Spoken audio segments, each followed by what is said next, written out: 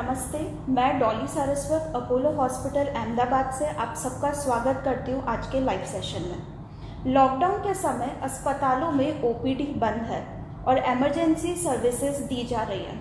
ऐसे में आपको या आपके परिवार के किसी सदस्य को कोई गंभीर बीमारी हो तो चिंता होना स्वाभाविक है। आज हम ऐसी ही एक गंभीर बीमारी के बारे में बात करेंगे जिसे मधुमेह यानी डायबिटीज़ कहा जाता है। आज हम बात करेंगे कि लॉकडाउन पीरियड के दौरान हम डायबिटीज़ का किस तरह से मैनेजमेंट कर सकते हैं, और इस चर्चा में आज हमारे साथ हैं doctor Ramesh Goyal, consultant endocrinologist Apollo hospital Ahmedabad से। नमस्ते सर। नमस्ते सर, मेरा सबसे पहला क्वेश्चन जिसके बारे में हम जितनी चर्चा करें शायद उतना ही कम होगा, कोविड-19 किस तरह से फैलता है और इसके लक्षण क्या हैं? कोविड-19 संक्रमणग्रस्त व्यक्ति जब भी छींकता या खांसता है तब उसके मुंह से जो लाल ग्रंथि होती है उसके सूक्ष्म ड्रॉपलेट्स यानी सूक्ष्म कण हवा में आ जाते हैं, और कोई व्यक्ति इस सूक्ष्म कण के कांटेक्ट में आता है, सीधा कांटेक्ट में आता है, तो उसे ये संक्रमण लग जाता है। और यह सूक्ष्म कण कोई सतह पे या कोई चीज़ पर जाकर अगर जमा हो जाते हैं, और यदि कोई व्यक्ति उस सतह को या उस चीज़ को छूकर अपना हाथ अपनी आँखों में, नाक में या मुंह में लगाता है तो उसे संक्रमण लगता है। तो ये जो दो तरीके हैं कि सूक्ष्म कण के डायरेक्ट कांटेक्ट में आना और सूक्ष्म कण वाले सतह को या चीज़ों को छूकर आँख, नाक या मुंह को छूना, ये दो जो तरीके हैं उससे इस संक्रमण का फैलाव होता है। इसके जो मुख्य लक्षण हैं वो 80% लोगों में तो कोई भी लक्षण नहीं देखे जाते हैं, केवल 20% लोगों में कोई लक्षण दिखाई देते हैं।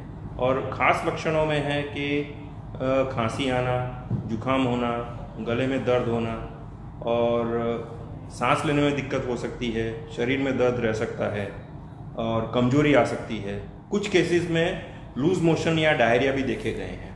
तो आमतौर पर कोरोना लक्षण जो माइल्ड फ्लू होता है, सामान्य फ्लू, उसके तरह ही होते हैं, और जैसे हमने बताया 80% लोगों में कोई भी लक्षण देखे नहीं जाते। जी सर, मेरा अगला क्वेश्चन है कि क्या कोविड-19 का डायबिटीज़ यानी मधुमेह पर कोई प्रभाव है? देखिए, अनकंट्रोल डायबिटीज़ यानी अनियंत्रित डायबिटीज़ वाली व्यक्ति में किसी भी तरह का संक्रमण होने का रिस्क है वो बढ़ जाता है दूसरी व्यक्ति के कंपैरिजन में। तो यही बात कोरोना पर भी लागू होती है, पर फॉर्चुनेटली अभी तक जो रिसर्च हमारे सामने आया है, जो भी है, हमारे पास लिमिटेड डाटा है, अभी 2-3 महीने का डाटा है, पर उसमें यह बताया गया है कि डायबिटीज़ वाली व्यक्ति को कोरोना होने का जो रिस्क है वो सामान्य व्यक्ति से ज़्यादा नहीं है, उसकी तुलना में ही है। पर अगर किसी का डायबिटीज़ अनकंट्रोल या अनियंत्रित है तो कोरोना का जो लक्षण हैं वो ज़्यादा गंभीर हो सकते हैं। इन्फेक्शन लगने के बाद जो सिम्टम्स होते हैं वो ज़्यादा गंभीर हो सकते हैं, और इसके जो जटिलता हैं कोरोना की वह भी ज़्यादा उग्र हो सकती है। तो ऐसी व्यक्ति में बुखार आना, जुकाम होना, खांसी होना वह ज़्यादा गंभीर स्वरूप धारण कर सकता है, और उस व्यक्ति को सांस लेने में दिक्कत हो सकती है, और उसे हॉस्पिटलाइज करने का जो रिस्क है वो सामान्य व्यक्ति से ज़्यादा रहता है। तो मेरी कोरोना के बारे में डायबिटीज़ के पेशेंट्स को यही सलाह रहेगी कि अगर आपको डायबिटीज़ है तो कोरोना से बचने के लिए, कोरोना के कॉम्प्लिकेशन से, कोरोना के जटिलता से बचने के लिए अपना डायबिटीज़ अच्छे से नियंत्रण में रखें। जी सर, मतलब कोविड-19 का कहीं ना कहीं डायबिटीज़ से एक प्रभाव तो पड़ता ही है। फिर भी एक सवाल इसी से जुड़ा है कि जैसे कुछ गंभीर बीमारी की बात करते हैं, जैसे हाइपरटेंशन हो गया, हार्ट डिजीज़ हो गया, या हम डायबिटीज़ की बात करें, ऐसे मरीजों को क्या कोविड-19 संक्रमण होने का ज़्यादा खतरा होता है? जैसे मैं आगे भी बता चुका हूँ डायबिटीज़ के लिए कि यदि किसी को डायबिटीज़ है तो अभी तक का जो हमारे पास साइंटिफिक डाटा है उसके मुताबिक कोविड-19 होने का रिस्क डायबिटिक्स में नॉन डायबिटिक्स से ज़्यादा नहीं है। उसकी जो कॉम्प्लिकेशंस है, उसकी जटिलता हैं और उसकी जो सीरियसनेस है, वह ये डायबिटिक पेशेंट्स में ज़्यादा देखने में मिलती है। और जितने भी कोरोना 19 से डेथ्स हुए हैं उसमें 50 to 60% लोगों को diabetes, blood pressure, heart problem, cancer, बड़ी उम्र, ऐसी कोई ना कोई कंडीशन थी जिससे कि उनकी वो जो मृत्यु का कारण बना कोविड-19। तो अगर डायबिटीज़ के साथ किसी व्यक्ति को हार्ट की तकलीफ, ब्लड प्रेशर, फेफड़ों की तकलीफ, कैंसर, ऐसी कोई भी तकलीफ डायबिटीज़ के साथ में है तो कोरोना की जो गंभीर समस्याएं हैं वो होने का चांस ऐसी व्यक्ति को ज़्यादा है। जी सर, मतलब गंभीरता बढ़ सकती है जितनी भी हमने ये बीमारियों के बारे में बात करी है। सर अगला क्वेश्चन कि क्या डायबिटीज़ के पेशेंट में कोविड-19 के अलग सिम्टम्स दिखाई देते हैं? देखिए, अगर किसी को डायबिटीज़ है और उसे कोई कारण से कोविड-19 इन्फेक्शन हो गया तो वो सिम्टम्स की जो लक्षण हैं उसकी सीवियरिटी उसमें ज़्यादा देखने में आएगी। तेज बुखार आएगा, ज़्यादा खांसी होगी और सांस लेने में दिक्कत हो सकती है, कमजोरी हो सकती है, बेहोशी की हालत हो सकती है और उसे हॉस्पिटलाइज करके वेंटिलेटर की ज़रूरत पड़ सकती है। तो ये सारे लक्षण हैं वह डायबिटीज़ ग्रस्त व्यक्ति में ज़्यादा पाए जाते हैं। जी सर। सर जैसे लॉकडाउन के दौरान या फिर कोविड-19 जो अभी चल रहा है, इस दौरान ब्लड शुगर मैनेजमेंट क्या ज़रूरी है? बिल्कुल, जैसे हमने शुरुआत में ही बताया कि अगर किसी का डायबिटीज नियंत्रण में नहीं है तो कोविड-19 के कॉम्प्लिकेशंस ज़्यादा गंभीर बन सकते हैं। तो इसीलिए डायबिटीज़ युक्त व्यक्ति को यह ज़रूरी है कि अपना शुगर कंट्रोल में रखे। और शुगर कंट्रोल में रखो ये कहना बहुत आसान है, पर उसे कैसे कंट्रोल में रखा जाए? तो उसे कंट्रोल में रखने के लिए ये लॉकडाउन के पीरियड में खाने पीने में विशेष ध्यान रखा जाए, क्योंकि व्यक्ति अगर पूरे दिन घर पे रहता है तो नेचुरल है कि खाना पीने का जो इंटेक है उसका वो बढ़ जाता है। तो जो डायबिटीज़ में नहीं लेना चाहिए उस तरह का डाइट वो बिल्कुल न ले, जैसे कि तली हुई चीज़ें हैं, मीठी चीज़ें हैं, यह चीज़ों से वह दूर रहें। अगर उसे ब्लड प्रेशर या हार्ट का प्रॉब्लम है तो नमक कम ले, अचार और पापड़ न खाए और सारे दिन का भोजन 3-4 हिस्सों में बांट के और थोड़ी थोड़ी क्वांटिटी में लें। ऐसा नहीं है कि मतलब वो पेट भर के खा ले और फिर पूरा दिन वो खाना स्किप करे। मेरी सलाह यह है कि ऐसे व्यक्ति 3-4 हिस्से में बांट के पूरे दिन का खाना ले। अब लॉकडाउन के पीरियड में एक दूसरी समस्या डायबिटिक पेशेंट को यह आती है कि कसरत कैसे की जाए, क्योंकि आमतौर पे वो बाहर सड़क पे या बागीचे में जाके या जिम में जाके कसरत करते होते हैं, पर लॉकडाउन में ये सब पॉसिबल नहीं है। तो इसका सॉल्यूशन ये है कि घर पे ही योगा और प्राणायाम करें और घर पे ही हल्की फुल्की कसरत करें। एक साथ में ज़्यादा कसरत नहीं करके दिन में 2-3 बार हल्की फुल्की कसरत करें। तो अगर वह खाने पीने में ध्यान रखेंगे और हल्की फुल्की कसरत और योगा और प्राणायाम करेंगे तो जीवन शैली में जो फेरबदल हम जो कहते हैं वह उसका ध्यान रख सकते हैं। रही दवाइयों की बात, तो कई मरीजों का यह मानना होता है कि अगर वो बीमार है तो उसे दवाइयाँ नहीं लेनी चाहिए और ऐसी संकट की सिचुएशन में डॉक्टर भी अवेलेबल नहीं है। तो डॉक्टर के अवेलेबल नहीं होने से मरीज कंफ्यूज हो जाता है कि मुझे बुखार है, मुझे उल्टी हो रही है, मुझे खांसी है, तो क्या मुझे डायबिटीज़ और बीपी की दवाइयाँ लेनी चाहिए या नहीं लेनी चाहिए? शुगर कम हो गया तो क्या होगा? बीपी कम हो गया तो क्या होगा? ये सारे जो क्वेश्चन हैं डायबिटिक और ब्लड प्रेशर के मरीज के दिमाग में चलते रहते हैं। तो मेरी पेशेंट से यही सलाह है कि वो मेहरबानी करके अपनी डायबिटीज़ और बीपी की दवाइयाँ चालू रखें। अगर वह उनको खाने में दिक्कत है तो पूरे दिन का खाना 5 या 6 हिस्से में बांट के थोड़ा थोड़ा खाएं, पर खाना पीना चालू रखें और दवाइयाँ चालू रखें।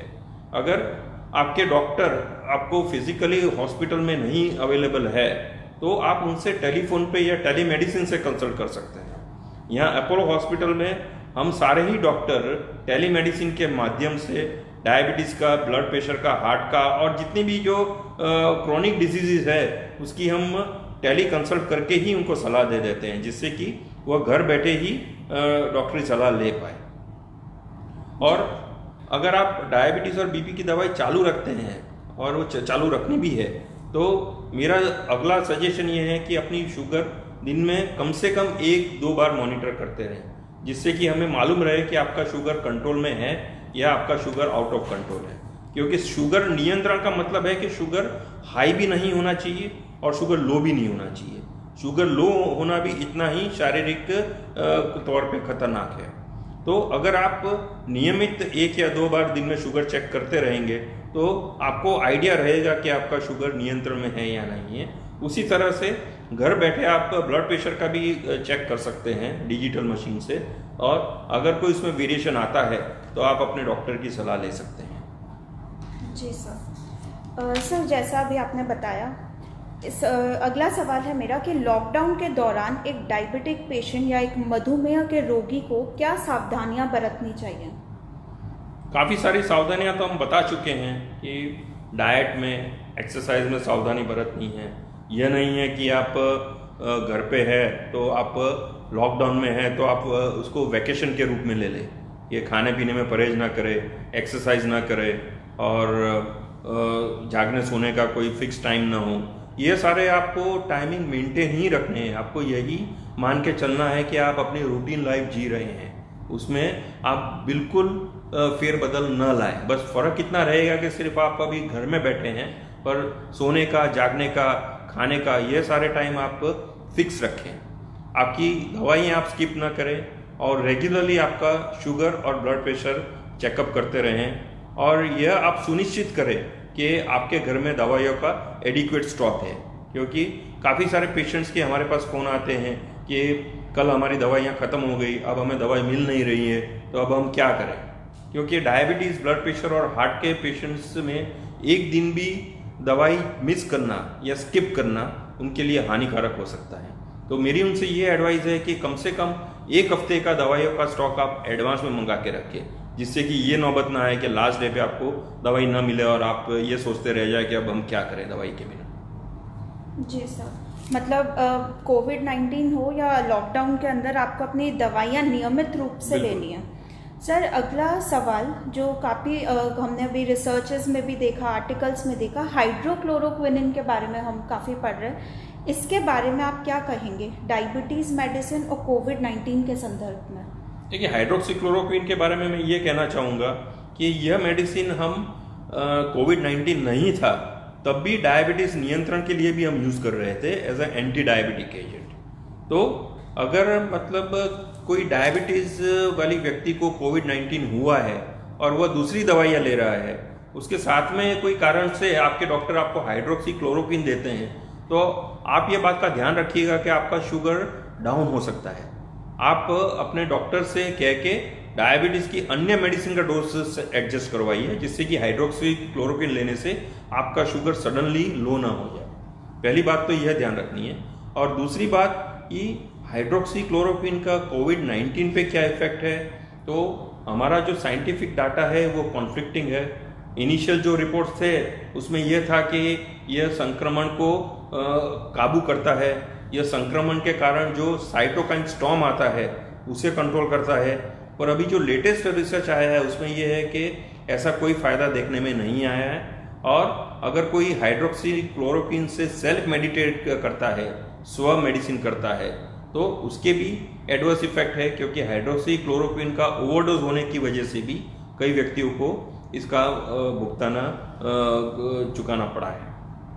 जी सर। तो मेरी सलाह यह है कि अगर आपको कोविड-19 के लक्षण हैं तो आपके डॉक्टर पे ही आप ये डिसीजन छोड़िए, ये आपको हाइड्रोक्सीक्लोरोक्विन लेनी चाहिए या नहीं लेनी चाहिए।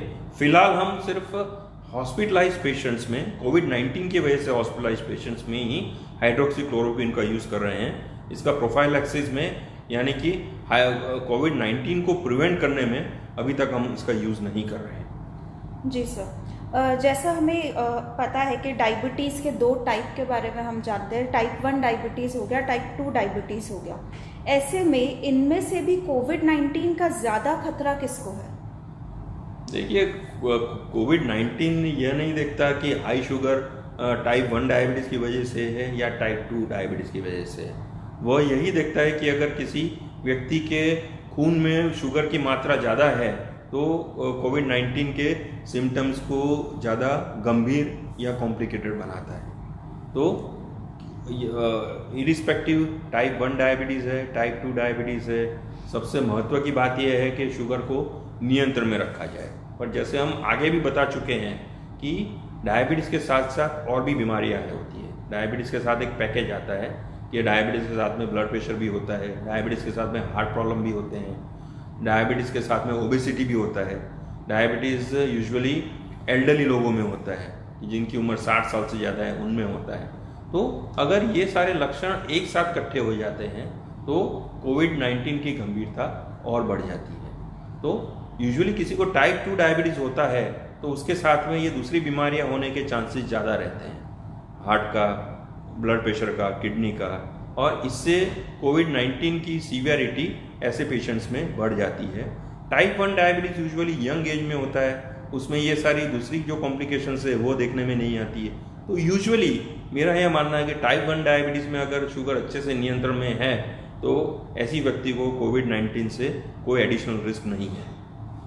जी सर, लॉकडाउन के दौरान एक सबसे बड़ा सवाल ये है कि लॉकडाउन में हमें पूरा दिन घर के अंदर ही रहना है, बाहर हम भले एक्सरसाइज हो या फिजिकल एक्टिविटी करने बाहर नहीं जा सकते। ऐसे में ऐसी स्थिति के अंदर एक मधुमेह रोगी को किस तरह की फिजिकल एक्टिविटी करनी चाहिए? जैसे हम आगे बता चुके हैं, ये सबसे आसान फिजिकल एक्टिविटी लॉकडाउन पीरियड में योगा और प्राणायाम है। साइंटिफिक रिसर्च में भी यह प्रूव हुआ है कि योगा और प्राणायाम से डायबिटीज़ को नियंत्रण में रखा जा सकता है। और इसके साथ में आप घर पे हल्की फुल्की एक्सरसाइज दिन में 2 या 3 बार घर में ही रह के आप आसानी से कर सकते हैं। बट मेहरबानी करके आप लॉकडाउन पीरियड में रास्ते पर ना जाए, और पार्क्स तो वैसे भी बंद है, पब्लिक पार्क्स, और साथ में इकट्ठा होकर टेरेस पे या सोसाइटी के कंपाउंड में आप एक्सरसाइज ना करें, क्योंकि सोशल डिस्टेंस मेंटेन करना भी इतना ही ज़रूरी है। जी सर, मतलब एक्सरसाइज ज़रूरी है, साथ में आपका जो स्ट्रेस लेवल है वो भी लॉकडाउन पीरियड में कम बनाए रखता है। योगा और प्राणायाम से स्ट्रेस लेवल को नियंत्रण करने में भी आपको मदद रहेगी। जी सर, अगला सवाल कि अगर कोई एसिम्प्टोमेटिक पेशेंट है जिसको कोविड-19 के कोई लक्षण नहीं है पर उसे डायबिटीज़ है, ऐसे में क्या उसे भी उतनी ही चिंता करनी चाहिए? बिल्कुल। एसिम्प्टोमेटिक कोविड-19 इन्फेक्शन दूसरी व्यक्ति को संक्रमित करने में इतना ही पोटेंशियल रखता है। तो अगर किसी को एसिम्प्टोमेटिक यानी कि कोई भी लक्षण बिना का कोविड-19 इन्फेक्शन है तो उसे 14 दिन के क्वारंटाइन में चले जाना चाहिए, और उसकी वजह से और फर्दर कोई कॉम्प्लिकेशन ना हो और उनको हॉस्पिटलाइज ना होना पड़े, इसके लिए ज़रूरी है कि वो अपना डायबिटीज़ इतना ही नियंत्रण में रखे और इसे लाइटली ना ले। जी सर, मतलब आप घर रहकर अपने ब्लड शुगर को नियंत्रित रखिए। अगला सवाल, क्या डायबिटीज पेशेंट को मास्क पहनना चाहिए इस दौरान? कोविड-19 के प्रोटेक्शन में जो प्रूवन जो रोल है वो N95 मास्क का है। वो हम डॉक्टर्स और पैरामेडिकल स्टाफ के लिए रिकमेंड करते हैं जो हाई रिस्क कैटेगरी में आते हैं, जो मतलब फ्रीक्वेंटली ऐसे सर्दी जुकाम वाले पेशेंट्स, कोविड-19 के लक्षण वाले पेशेंट्स के कांटेक्ट में आते हैं, उनके लिए ये मास्क बहुत ज़रूरी है। बट सामान्य जो पब्लिक है उसके लिए भी डायबिटीज़ हो या ना हो, ज़रूरी है कि वो मास्क पहन के रखे। क्यों? क्योंकि पहला कि अगर सामने वाले व्यक्ति को अगर कोविड-19 है और वह अगर अपने मुंह से सूक्ष्म कण वो छोड़ रहा है तो वो आपके नाक के और मुंह के डायरेक्ट कांटेक्ट में नहीं आएगा। एक मास्क बैरियर बन के उसे रोकेगा। मास्क का दूसरा एडवांटेज ये है कि क्योंकि आप मास्क पहन के अपना नाक और मुंह ढक लेते हैं तो आप नेचुरली आपके हाथ से नाक और मुंह को नहीं छुएंगे, क्योंकि मैंने आगे भी बताया कि कोई भी ऐसी सतह या चीज़ जिस पे कोविड-19 वायरस के ड्रॉपलेट्स हैं उसे छू के आप अपने नाक को या मुंह को छूते हैं तो वो आसानी से आपके शरीर में प्रवेश करता है। तो मास्क का एडवांटेज ये भी है कि वो एक फिजिकल बैरियर बना के आपका नाक की और मुंह का प्रोटेक्शन करता है। जी सर डायबिटीज़ के साथ एक और काफ़ी कॉमन टर्म है जो हम सुनते हैं, जैसे जुवेनाइल डायबिटीज़ कहते हैं। ऐसे में लॉकडाउन के दौरान किस तरह से हम जुवेनाइल डायबिटीज़ को मैनेज कर सकते हैं?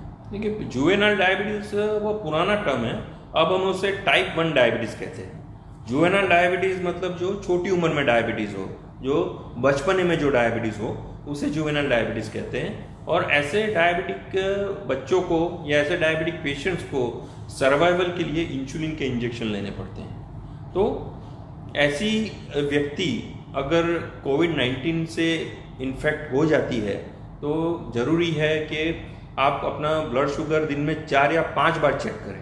आप अपने इंसुलिन के डोज चालू रखें, उसे बंद ना करें। और